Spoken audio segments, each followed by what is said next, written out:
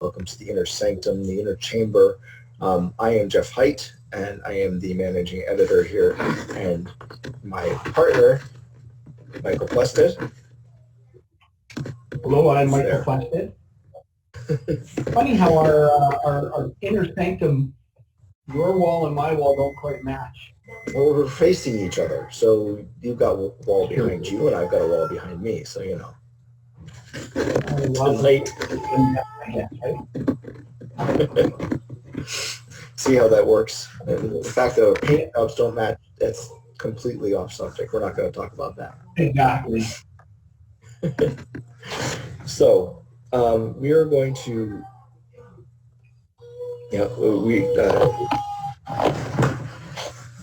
so tonight we're going to be talking, the geeky topic that we've decided on tonight is coffee in fiction and in authors in general, using coffee and editors and readers, obviously, enjoying coffee along with that. I've got my cup in my favorite mug here. Let's speak of. Well, this is one of my favorite mugs. This is my Empire Strikes Back mug. Nice. I like it. It. Mine is obviously from Nathan Lowell's universe, the Solar Clipper universe. This is Federated Freight, which was Ishmael's first ship. Very appropriate for this conversation. Exactly, because this is how he got started. I mean, and coffee is his lifeblood. So it's true. Well, I mean, coffee factors so centrally, actually, believe it or not, in his character's early evolution. Right. It really does. So, Mike, but the question I have to get started is, do you drink coffee when you're writing, or is it something you do only at certain times of the day, or I should say, I drink coffee. Do you drink coffee at all? Yeah, no, I definitely drink coffee. I have been spoiled by my partner, who now has me grinding all of my beans before I make a pot of coffee. I brew my coffee before I actually get the coffee maker going. Mm-hmm. I thought you'd be very proud. I have learned not to use old beans, so I try to buy my beans fresh. But yes, I drink coffee. I drink coffee when I write. If it's late at night, sometimes just to give myself a different boost, I will drink tea. I don't know what I can provide on a daily basis right now without coffee. Yes, But I do stop after about 4 o'clock. How about you?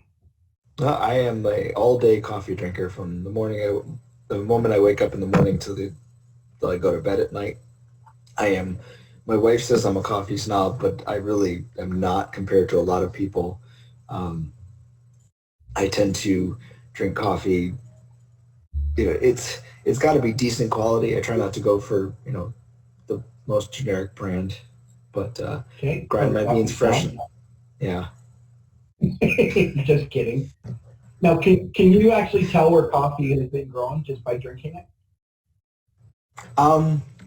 No, not really. I don't think so. I mean, I can tell the difference between like the Ethiopian blends and the South American blends, but not really. I can't tell Colombia from or Brazil. Yeah. Or Colombia. Yeah, exactly. Okay. So. Well, you're still doing better than me, although, I mean, I can tell Kona coffee. Yeah. Because it's got a very unique flavor to it. Right. Yeah. But tell me, you are a fan of Nathan Lowell, who has used coffee quite a bit in his writing. Yes. What about the coffee? Like, how does it actually help the story? Well, I mean, it's for Ishmael, it's something that he used because he knew how to brew it. He knew what to do more than anything else. And the main character, well, he is the main character, but his first boss gives him a test and says, make better coffee. And so he makes better coffee, and basically it's all about making sure that your coffee pot is clean, and make sure you know what you're doing, what you're putting into it, and so you know what to get out of it. I guess that's really where, does that make sense? Well, and I know what I took from it was he has, attention to detail, and he's very precise, and he's methodical, and yeah. So so the coffee in that case was just a vehicle to display some of the character traits without actually saying Ishmael is methodical and precise and detail-oriented and, right? Right, exactly. And that's a great showing, not telling. What's that?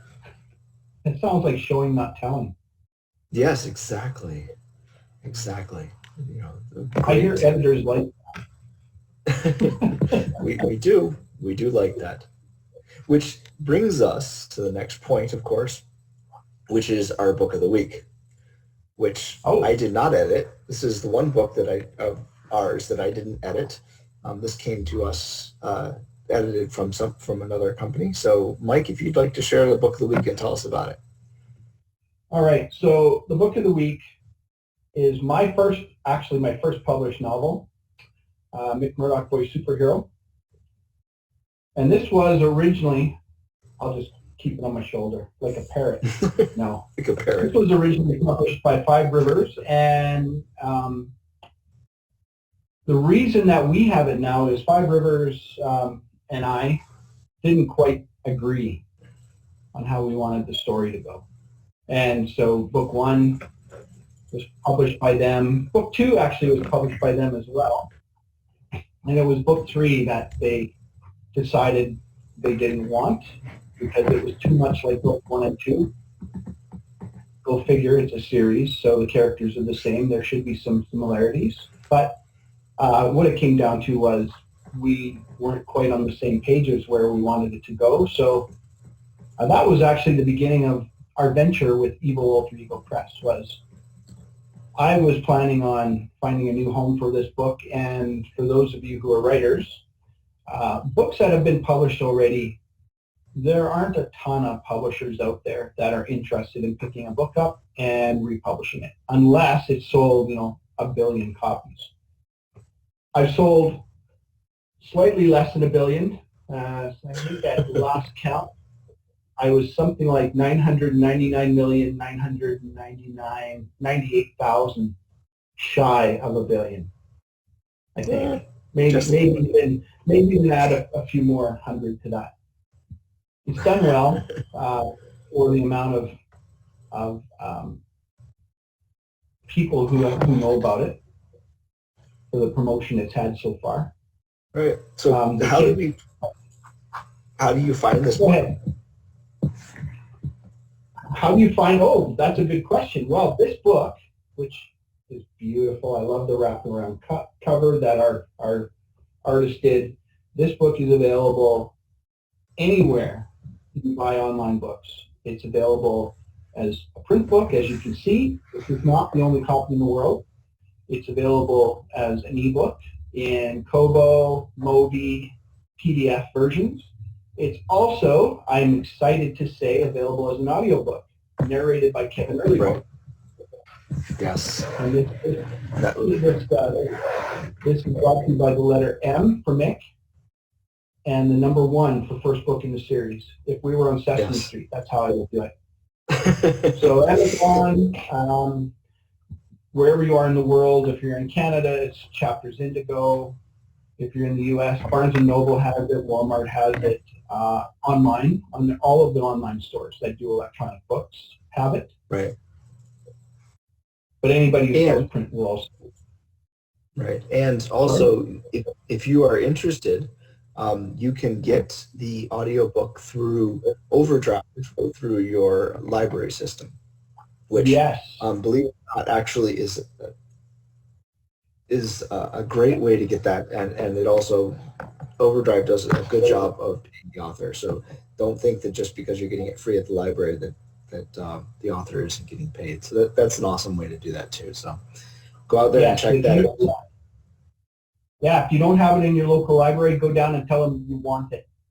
Yes, and they will get a copy of it for you. Man, I hate promoting myself. That's one of my biggest flaws as an author. Self-promotion is hard. But Well, you this just need book, more. Go ahead. more coffee, yes. Yeah, then I won't ever sleep again. But I can write my next book. So this is actually the first in a series of 4 that are currently in print, and we'll talk about the others later. But it is, I keep being told by teachers, parents, there are not enough boy books out there. This very much is a boy book. I think your kids like this book for some reason. Yes, they do. Yep. But girls like this book too, because you have both boys and girls, I think. Yes, they do. On my check. Just a few. This book is this book is about a boy who decides to become a superhero with no superpowers. He lives in a small town, not known for supervillains, so he's kind of got an uphill battle right from the beginning. But this was such a fun book. I wanted to write this since I was about 15. Oh. So apparently we are very glad that you did. Yes. At any rate, we have it now because Five Rivers and I didn't agree on the direction we wanted to go with it, and so we used McMurdoch as our first book, and also McMurdoch as our second book. So McMurdoch, The Power Within, is book 2. Yeah. Right. So the problem with having a series is you start to forget which book is which. Right? You're old and senile. All right. So we'll go back. What's that? I'm sorry. Go ahead. Book 5 is, it's being written. Right. Right. So back on the topic of coffee, if we get there for a moment. Yeah. Is there something that you've read or that you've written where coffee has been featured prominently? And how is it affecting the story? I'm not sure about prominently, but it always seemed to be like, my dad was a big Louis Lamar fan.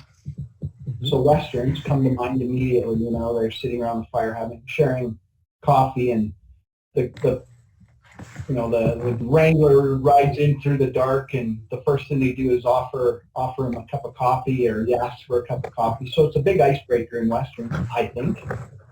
Yeah. I don't know how fresh the coffee they carried around is, or what they use for roasters, but that seemed to be a big icebreaker. I know in Nathan Lowell's stuff very prominently through all the books, that seems to be something that the character always kind of flashed back to or thought about. Mm-hmm. So in that case, it was a mechanism for that character to really have an opportunity to think about where he's come from. Right. And in a way, that's giving the reader the chance to relive a little bit of the past and understand where this character has come from and how far he's gone. So, those two ideas come to me a fair amount. I'm reading a fantasy series right now. They don't have coffee, but they have something called sip, which fulfills the exact same role. And, the characters are freezing, so their hosts give them sib to warm up and to kind of recuperate. And again, it's an icebreaker in the story. Right. More than, I would say, a plot element. Mm-hmm. Yeah. Well, that's cool.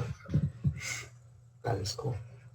So multiple uses. It's not just the author who is drinking it. It's always kind of good. So. Right. Now, I haven't read any specific books on how to make coffee where it's a central character, I guess. I would think it would be more nonfiction. Yeah. How about you? How have you come across coffee? In other fiction, like the noir stories, they always have the coffee. They're always pouring a little bourbon in it, which I don't do. Maybe it's the bourbon. Use Texas kind of whiskey? No. No, you don't modify your coffee. I'm a purist that way. I like my coffee just plain. I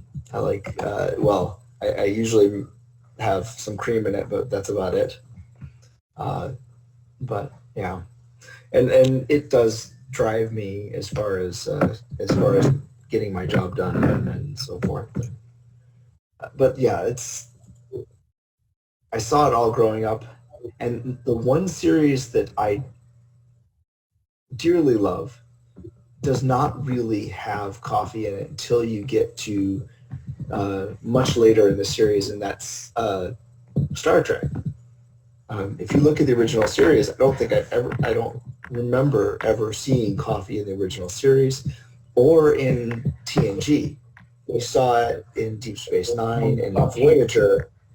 They called it Gino in Deep Space Nine, and obviously Captain Janeway is a big coffee fanatic. So, but you don't see that in the original series. But yeah.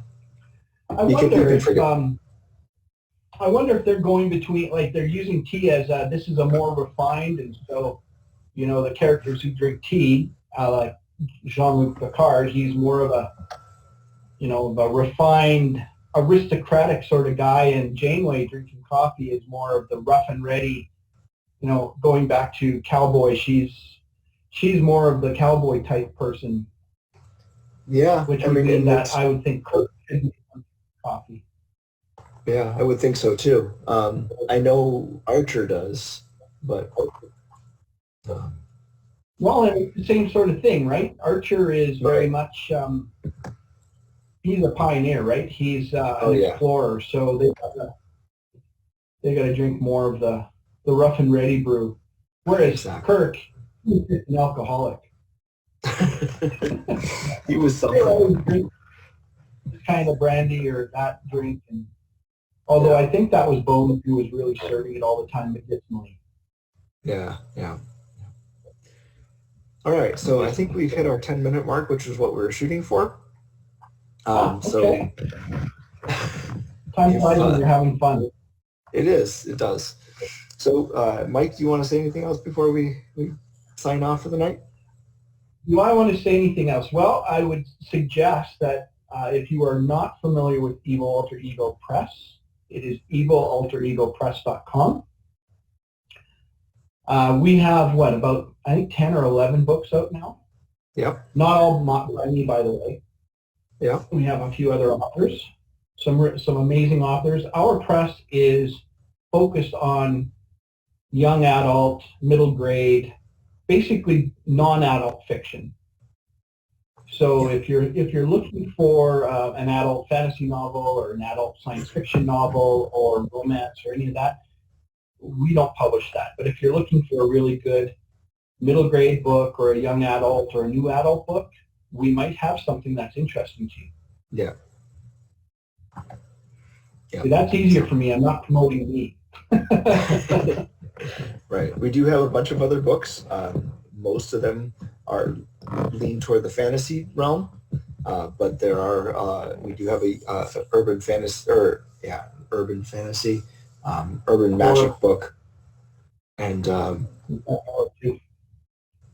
we have a pure fantasy, which is the Two Cats book by Aaron Hite, and we have the Atlantis series and the West Wall series. And we have the Wall of Wishes series by Susie Vidori. Right. And we have the series by yours truly. Yep. Yes, the zombie series. And we're working on more books. Exactly. So come join us and check us out, and we're going to do this again in a week or so. So hopefully you'll enjoy it. You've enjoyed this. Yeah. For those of you who joined us, thank you. For those of you who will see it later, thank you. For those of you who never see it, well, I could say a lot of things and you'd never know it, would you? We'll keep those to ourselves, though. Yes. Inner voice. Yes, inner voice. All right. Thank you very much. Good talking to you again. Good talking to you.